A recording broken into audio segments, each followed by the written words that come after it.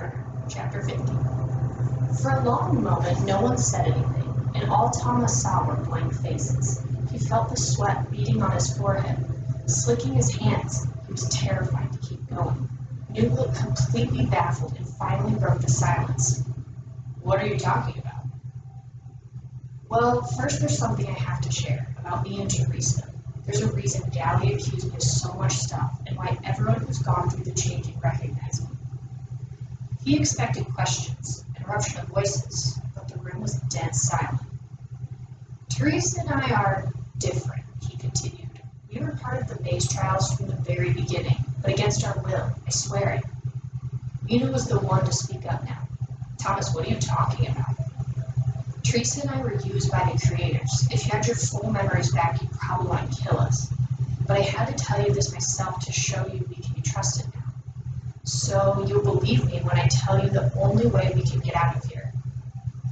Thomas quickly scanned the faces of the keepers, wondering one last time if he should say it, if they would understand. But he knew he had to. He had to. Thomas took a deep breath and said it. "Teresa and I helped design the maze. We helped create the whole thing." Everyone seemed too stunned to respond. Blank faces stared back at him once again. Thomas figured they either didn't understand or didn't believe him. "What's that supposed to mean?" Newt finally asked. "You're a bloody 16-year-old. How could you have created the maze?" Thomas couldn't help doubting it a little himself, but he knew what he remembered. As crazy as it was, he knew it was for the truth. He knew it for the truth. "We were smart, and I think it might be part of the variables, but most importantly, Teresa and I have a gift that makes us very valuable as they designed and built this place."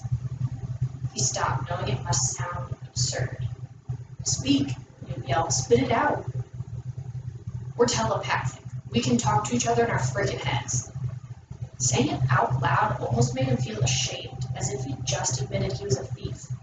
Newt blinked in surprise. Someone coughed. "But listen to me," Thomas continued in a hurry to defend himself. "They forced us to help. I don't know how or why, but they did." He paused. "Maybe it was to see if we could gain your trust despite being a part of them. Maybe we were meant all along to be the ones to reveal how to escape. Whatever the reason, with your maps, we figured out the code and we need to use it now." Thomas looked around and surprisingly, astonishingly, no one seemed angry. Most of the gladers continued to stare blankly at him or shook their heads in wonder or disbelief, and for some odd reason, Mina was smiling. "It's true, and I'm sorry," Thomas continued, "but I can tell you this, I'm in the same boat with you now. Teresa and I were sent here just like anyone else, and we could die just as easily, but the creators have seen enough. It's time for the final test. I guess I needed the changing to add the final pieces of the puzzle. Anyway, I wanted you to know the truth, to know there's a chance we can do this." Newt shook his head back and forth, staring at the ground. Then he looked up, took in the other keepers. "The creators. Those Shanks did this to us. Not Tommy and Teresa, the creators, and they'll be stopping." "Whatever," Mina said. "Who gives a clunk about it all? Just get on with the escape already." A lump formed in Thomas's throat. He was so relieved he almost couldn't speak. He'd been sure they'd put him under major heat for his confession, if not throw him off the cliff. The rest of what he had to say almost seemed easy now. "There's a computer station in a place we've never looked before. The code will open the door for us to get out of the maze. It also shuts down the grievers so they can't follow us. If we can just survive long enough to get to that point." "A place we've never looked before?" Albie asked. "What do you think we've been doing for 2 years?" "Trust me, you've never been to this spot." Mina stood up. "Well, where is it?" "It's almost suicide," Thomas said, knowing he was putting off the answer.